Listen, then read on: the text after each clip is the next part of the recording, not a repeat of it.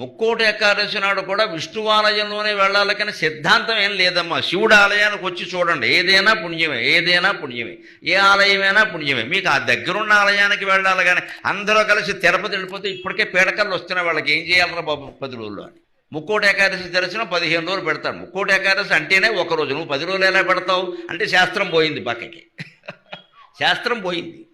10 రోజులు దర్శనం ఎలా పెడతారంటే 10 రోజులు ఏకాదశి ఉంటుందా? ఎందుకు చేస్తున్నారు? మరి ఏం చేయమంటావు? 1 కోటి మంది వస్తుంటే అంటే మన పిచ్చే శాస్త్రాలని పక్కకెట్టేలా చేస్తుంది. వెనకటికి ఎవరో విద్యార్థులు కార్తీక సోమవారం నాడు సెలవు అడిగారట హెడ్ మాస్టర్. సోమవారం సెలవు అంటే ఉపవాసం ఉంటారు కదా, అందుకని సార్ ఆదివారం ఎలాగో సెలవు. వాళ్ళ దృష్టి ఏంటంటే ఆదివారం ఎలాగో సెలవు, సోమవారం కూడా వచ్చి చెక్కేద్దామని 2 రోజులు సెలవు వస్తుంది అని శనివారం వెళ్ళి హెడ్ మాస్టర్ దగ్గర గొడవ పెట్టారు. మాకు సోమవారం సెలవు, సోమవారం సెలవు ఎలా ఇస్తారు? ఆదివారం అంటే ఇస్తారు కానీ ఏంటది అని నేను ఇవ్వను అన్నట్టు. అంటే వీళ్ళు ఏదో చెప్పాలి కదా అని. పూర్వం మీకంటే ముందు